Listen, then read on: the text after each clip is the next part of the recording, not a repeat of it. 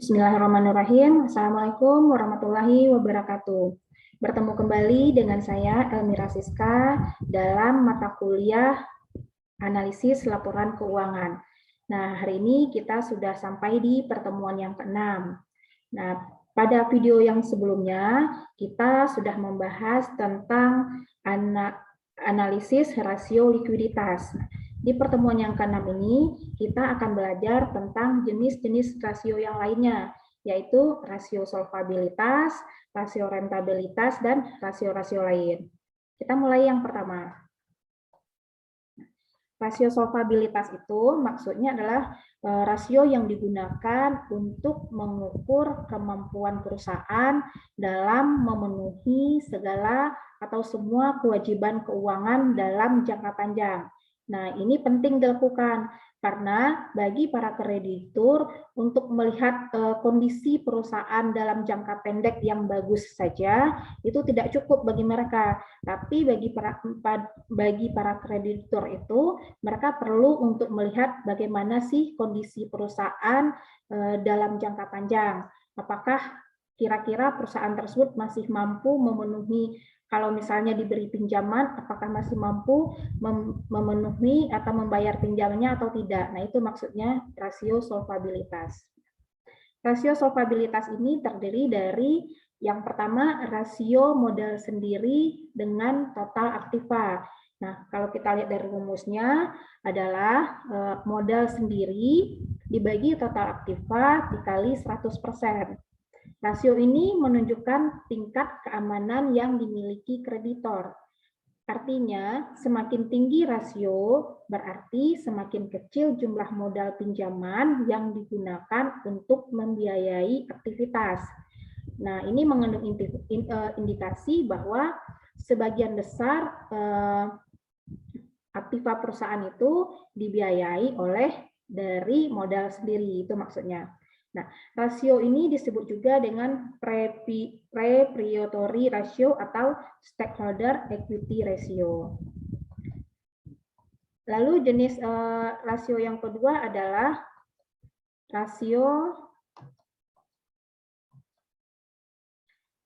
modal sendiri dengan aktiva tetap. Nah, ini maksudnya kalau kita lihat rumusnya yaitu modal sendiri dibagi total aktiva tetap dikali 100%. Nah, artinya jika rasio ini lebih besar dari 100%, berarti aktiva tetap dibiayai seluruhnya oleh pemilik perusahaan dan sebagian aktiva lancar juga dibiayai oleh pemilik perusahaan. Artinya, semua aktiva perusahaan itu atau semua aset perusahaan itu dibiayai oleh modal yang dimiliki perusahaan itu sendiri. Nah, jika rasio ini di bawah 100%, artinya aktiva tetap sebagiannya dibiayai oleh pinjaman dan seluruh aktiva lancar dibiayai juga dengan pinjaman. Nah, berarti artinya bahwa kalau rasionya kecil dari 100%, berarti lebih banyak modal pinjaman yang digunakan untuk membiayai aktiva tetap dibanding dengan penggunaan modal sendiri. Itu maksudnya. Lalu jenis rasio yang ketiga yaitu rasio aktiva tetap dengan hutang tetap.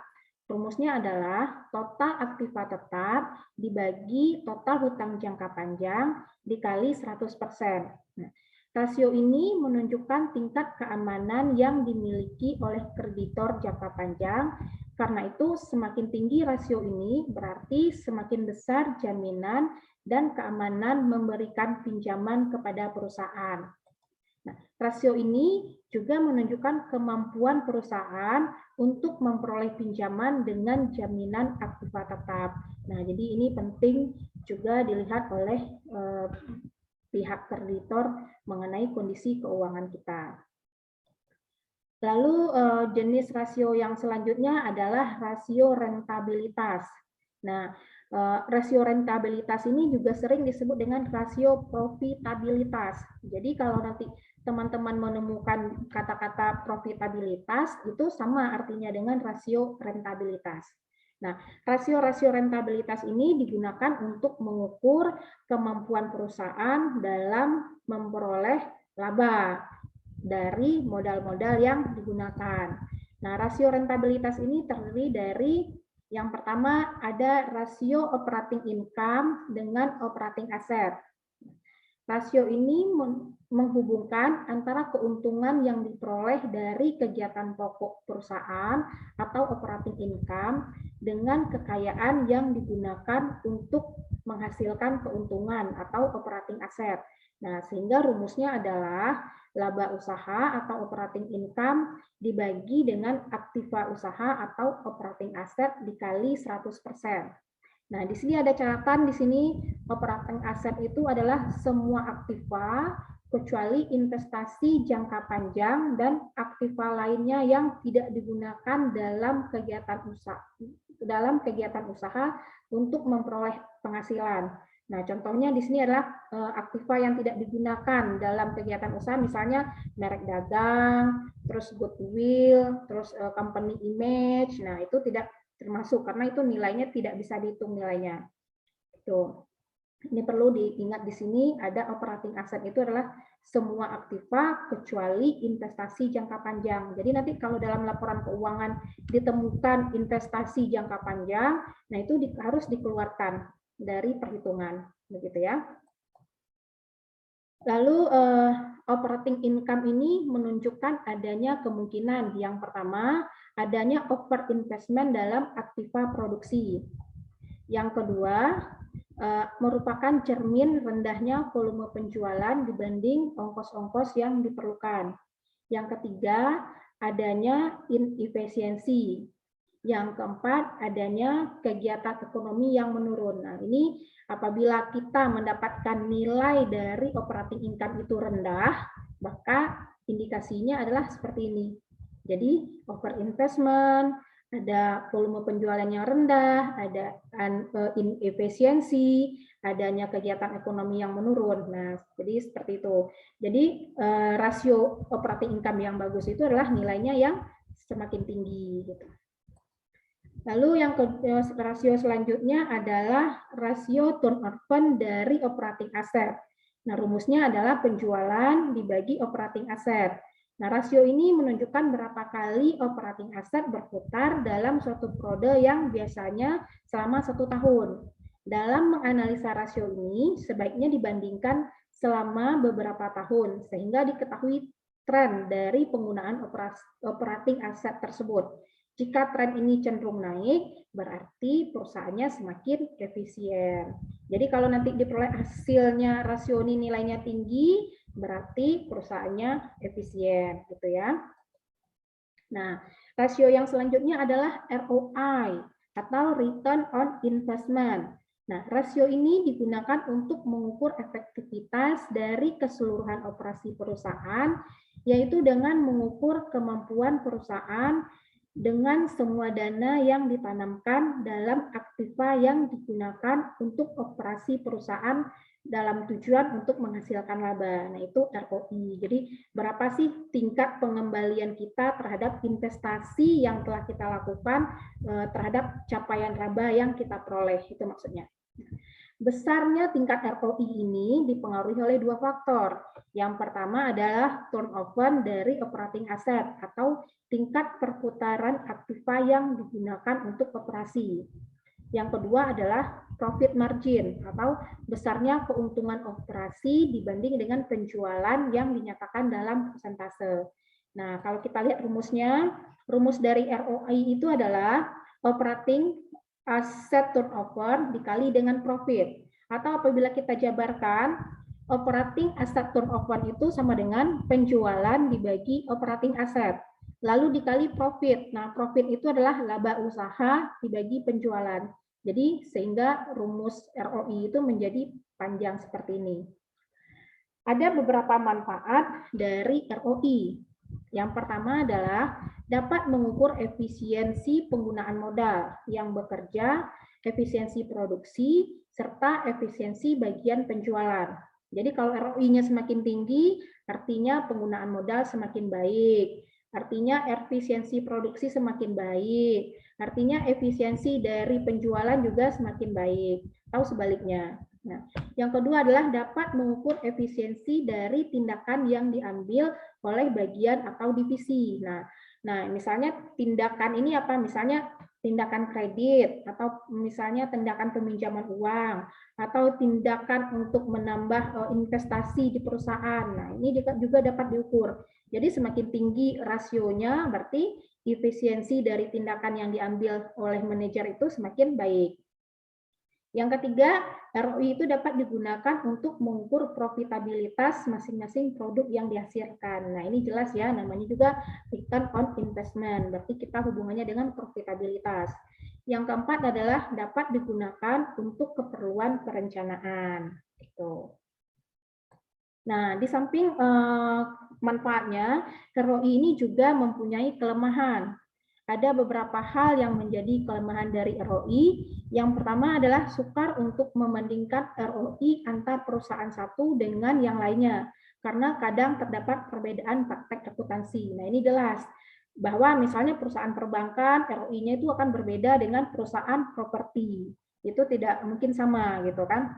Yang kedua, metode ini tidak memperhatikan nilai waktu uang atau fluktuasi nilai dari uang. Yang kedua. Yang ketiga, tidak dapat digunakan untuk membandingkan dua perusahaan atau lebih. Nah, ini sehubungan dengan yang pernyataan yang pertama, bahwa karakteristik dari dua perusahaan itu tidak sama. Kecuali kalau kita mau membandingkan, misalnya sama-sama perbankan, nah itu bisa. Atau sama-sama sektor properti, nah itu bisa. Misalnya perusahaan Bank BNI dibandingkan dengan ROI dari Bank BRI. Nah, itu bisa dibandingkan. Itu kalau perusahaannya berbeda itu tidak bisa dibandingkan karena karakteristik dan jenis usahanya pun juga berbeda. Nah, selain rasio solvabilitas dan profitabilitas atau rentabilitas yang tadi, juga ada rasio-rasio lainnya, yaitu yang pertama adalah rasio laba kotor. Nah, rasio laba kotor ini menggambarkan laba kotor yang dapat dicapai setiap rupiah penjualan, dan apabila rasio ini dikurangi dengan 100%, maka akan menunjukkan jumlah yang tersisa untuk menetapi biaya operasi. Nah, rumusnya adalah rasio laba kotor, atau nanti kalau teman-teman ketemu laba gross profit, nah itu maksudnya laba kotor ya. Jadi jangan asing terhadap istilah-istilahnya. Jadi kalau laba kotor dalam laporan keuangan itu disebut juga dengan gross profit. Nah, gross profit margin ini atau rasio laba kotor rumusnya adalah penjualan dikurang harga pokok penjualan dibagi penjualan atau dikali 100%, atau sama dengan laba kotor dibagi penjualan dikali 100%. Nah, itu untuk menghitung rasio laba kotor atau gross profit margin ratio. Selanjutnya adalah rasio operating ratio. Nah, operating ratio ini mencerminkan tingkat efisiensi perusahaan, dan rasio yang tinggi menunjukkan keadaan yang kurang baik karena setiap rupiah penjualan yang terserap dalam biaya juga tinggi. Nah, jadi ini hati-hati ya, kalau operating ratio-nya tinggi berarti itu kurang baik atau kurang efisiensi. Rumusnya adalah HPP atau harga pokok penjualan ditambah biaya operasi dibagi penjualan bersih dikali 100%. Nah, ini rumus untuk menghitung operating ratio. Selanjutnya adalah rasio perputaran hutang dagang. Nah, rumusnya adalah pembelian dibagi rata-rata hutang dagang. Rata-rata hutang dagang itu diperoleh dari hutang dagang pada awal tahun ditambah hutang dagang pada akhir tahun, lalu dibagi 2. Nah, sedangkan periode rata-rata pembayaran itu kita anggap dalam 1 tahun itu adalah sebanyak 360 hari dibagi dengan tingkat perputaran piutangnya. Ini rumus-rumus mengenai perputaran hutang dagang. Oke, nah demikian pembahasan kita mengenai rasio-rasio solvabilitas dan rasio profitabilitas atau rasio rentabilitas pada hari ini. Selanjutnya teman-teman bisa berlatih mengerjakan soal yang ada pada bagian akhir dari slide presentasi. Oke, selamat belajar, selamat mengikuti. Semoga materi ini bermanfaat bagi teman-teman semua. Assalamualaikum warahmatullahi wabarakatuh.